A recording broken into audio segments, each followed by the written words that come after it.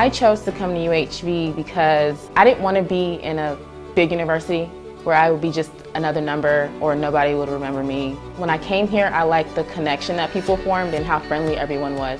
Last year, I was involved in Student Government Association, African Student Association, and the United Nations Society. I helped start the United Nations Society because we wanted to bring knowledge of different cultures to UHV. Before I came to UHV, I didn't know that it was so easy to start up a student organization. Like just coming here, they encourage you to start student organizations because they want to have that tradition. They want to have student organizations here. Last year I got involved because I realized that it was a small university and we can actually do a lot more. The students hold a lot more power than they actually think that they do. SMILE, it stands for Spreading Motivation and Lives Everywhere. We mainly work with children who are at risk, so that could mean they have disabilities or they grew up from poor conditions and they probably need a role model in their life. When you go to one of those bigger schools, everything is a little bit more difficult. Even if you have an idea that you want to get done, you face a lot more obstacles. That's not to say that you don't face any here, but they're willing to work with you. There's no one here who is wanting you to fail. Everyone here wants you to succeed in one way or another, and they'll do all that they can to make sure that you do. Being an RA, I've helped freshmen make the adjustment to college by helping them cope with their homesickness. I've been a peer tutor as an RA, and that's helping them with, whether it's revising an essay or helping them with a math problem or even helping them study with their study habits. We're kind of like the moms away from home, so it's kind of my job to enforce the rules, but also be there for them and let them know that they do have us as a resource. Me and my best friend started the Walk Run Club last year, and she was the president and I was the vice president, and it was just kind of a way to get active. We have this Jack's track here, and we wanted to promote health and fitness and wellness, and so it's basically our motto was fitness your way, so you can walk or you could run. Starting off the season 7-13 is never fun. To get into the conference tournament, we had to have at least a 500 record, an average record or higher. So obtain that, we had to really come together as a team, work together really hard. The seniors did a really good job and just leading us and just, hey guys, we're not through yet, we're gonna keep picking it up, we're gonna keep going forward, and I think that really gave us a mental edge to become better, to get us into the conference tournament. We played a lot of teams that had beaten us during the regular season, so I felt like we went in with a chip on our shoulder, going to go say, hey, we're going to beat these guys no matter what it takes, and that's exactly what happened. That second game against Lindenwood, I felt kind of nervous. It was my first start, and I realized that if we lose this game, we were going to get eliminated from the tournament. We had already lost our first game, so this was a do-or-die game. And I remember about that game was I didn't pitch very good at all, but that's the beauty of baseball. You play together as a team, you don't play as an individual. So even though I didn't do well on the mound that game, my teammates really had my back and we were able to go win that game. I had the great opportunity to go play summer ball in a league in Canada. It was called the Western Major Baseball League. It was just a fantastic experience. Just being at a competitive level like that really helped me step up my game. From Scotland. I've always wanted to play soccer since I was a young boy. That was my childhood dream. But the good thing about coming out here is I can focus on getting my degree as well as playing sort of full-time soccer. And if I'm good enough and I get a chance, to, I'll hopefully go on and give it a try at a professional level if I get the chance. But if not, that's what I'm saying. The good thing about here is I can finish here after 4 years with my degree. Sporting Futures USA, that was the agency that managed to get me out here. What Sporting Futures would do is they would organise football games or soccer games. They would take out clips of you in the game, and then they would publish it, or they'd send it over to universities out in America, and then it was just a matter of picking what university to go to, and I picked to come here to UHV. I was buzzing on the night of the sports banquet when they called my name up for Newcomer of the Year. I didn't expect it, to be honest. All the lads were sort of saying to me beforehand, and I wasn't thinking anything of it. And then on the night, I was buzzing, ecstatic. I was being recruited by Coach, and I came down and I looked at the campus and I looked at the golf courses, and I fell in love with everything. You know, I just thought it was the perfect fit for me. Winning conference and qualifying for nationals was a big honor for me to be able to be the first women's golfer from UHV to qualify for the national championship.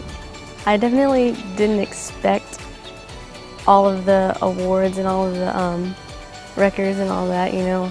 I just expected to play golf, you know, make good grades, have fun in college, you know, just live the dream really. So it was crazy that I actually did all of those things.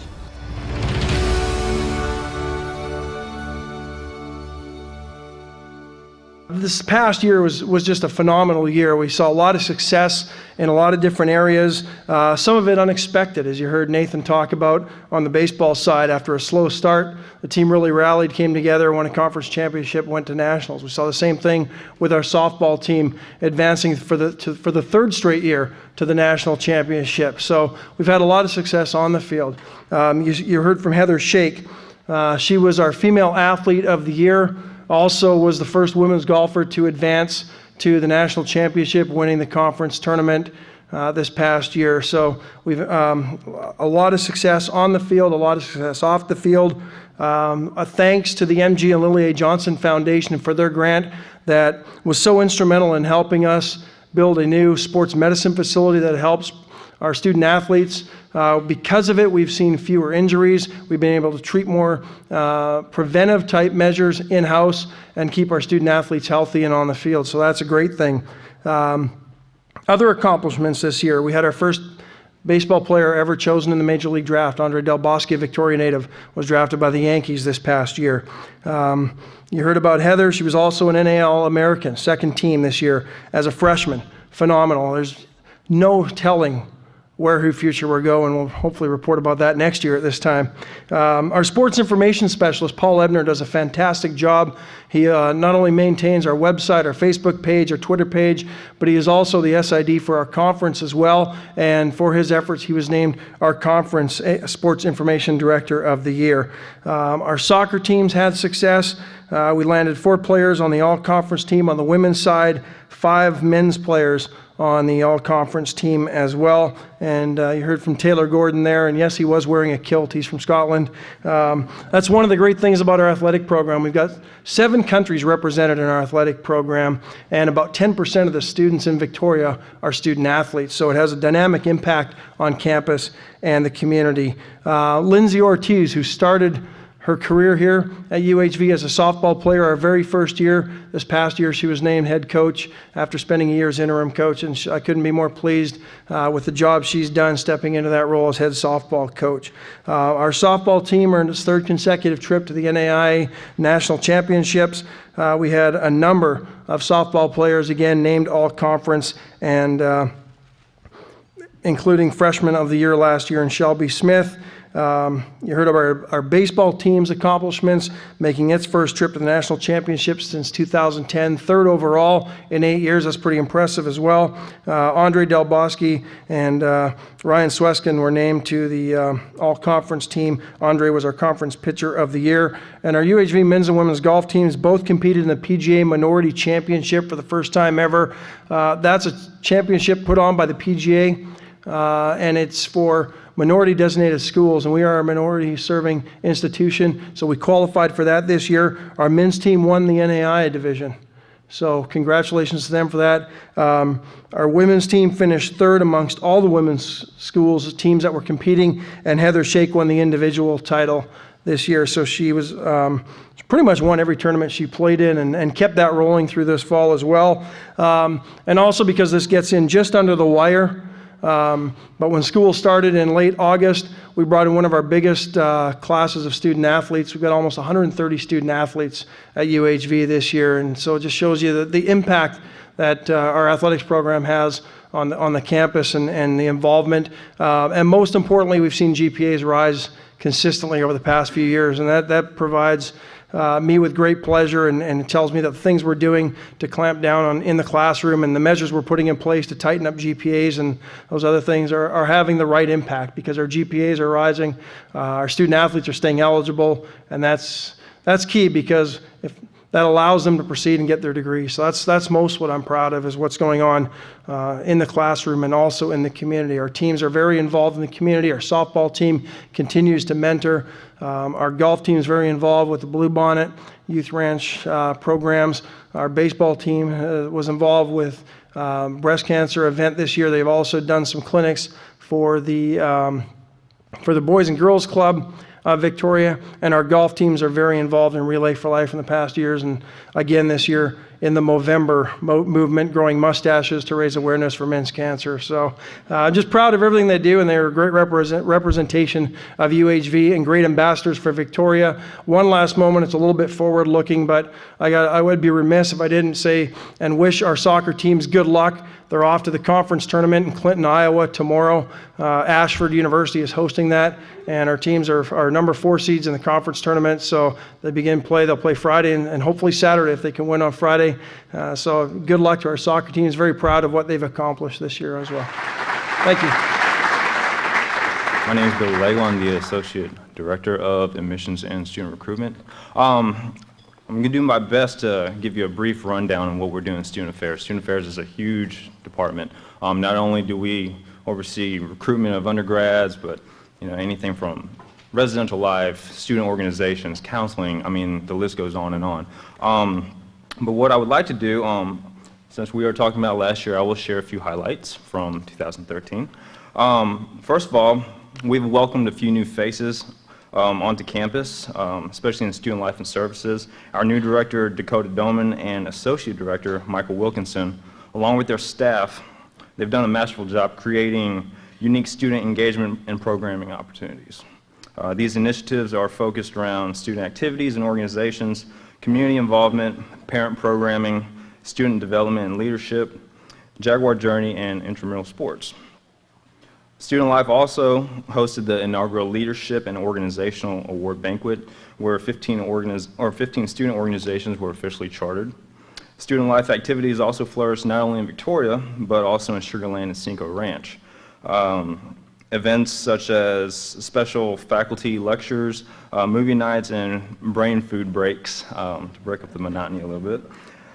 Student leaders Kayla Anderson, Richard Medina, Marina Miller, and Jarrell Thomas were selected to attend the annual Texas State University Leadership Conference. Here they enjoyed a keynote lecture by Julian Castro, Secretary of Housing and Urban Development and former Mayor of San Antonio. 2013 was also the first year in which UHV would fully reside over the management of the 3 residential halls in Jaguar Village. Brandon Lee was named Director of Residence Life, and Ashley Taylor joined UHV as Assistant Director for Programming. This restructuring has given the university additional opportunities for programming and student development activities, areas which are essential for increasing student engagement and retention. Under the supervision of Eric Camarillo, Student Success Center, which includes tutoring, writing, and testing services, also expanded tutoring services, employing a service called Adobe Connect. And so now we're able to offer tutoring services to students regardless of where they're at. It doesn't matter. It gives them that real-time face-to-face interaction with staff and faculty. In addition to expanding tutoring and testing services, we've also hired 3 student success coaches. Ashley Kellis-Carr, Veronica Lopez, and Sarah Thurmond. They're the 3 coaches who are in charge of seeing that students are following their degree plans, making sure that they're successful in the classrooms. Not only are they helping the students with getting their classes advised, but also, if they need help with time management skills, money skills, whatever the case may be, college is a crazy environment for these new students, so we try to help them along the way any way we can. And then also, I would just like to extend an appreciation to everyone here. So many people here tonight have contributed to the attainment and development of our students, whether it's through internship or volunteering opportunities or generous scholarship commitments. We are extremely proud and deeply appreciative of the community partnerships that we have been able to create over the years. Once again, I would like to extend a sincere thank you for all that you do from Student Affairs here at UHV. Well, as you can see, it's been a busy year for our students and for our academic programs. Now I'd like to give an award to a student who's made a real difference at UHV during the last year. The Student Leadership Award recognizes a student who has demonstrated excellence in academic and leadership qualities, and I'm delighted to present the 2013-14 award to Kaitlyn Bartosh. She's a junior from Schulenburg who's studying mathematics and secondary education. Her career ambition is to teach math. She's considering teaching at the high school or going on to obtain a higher degree so she can teach at a higher level. She's been a math tutor since the end of her freshman year at UHV. Starting in the fall of 2013, she's had served as a college algebra supplemental instruction leader. She assists freshmen taking algebra courses by holding twice a week 90-minute review sessions to go over concepts from class and to help students with their homework and prepare them for upcoming exams. Ms. Bartosh has appeared multiple times on the UHV President's List, which honors students who have had for a given semester a 4.0 GPA. That's what mathematicians do, right? She was also a member of the UHV Math Club and is co-secretary of the History Club and the Humanities Association. Would you give a round of applause to Kaitlyn Bartosh? And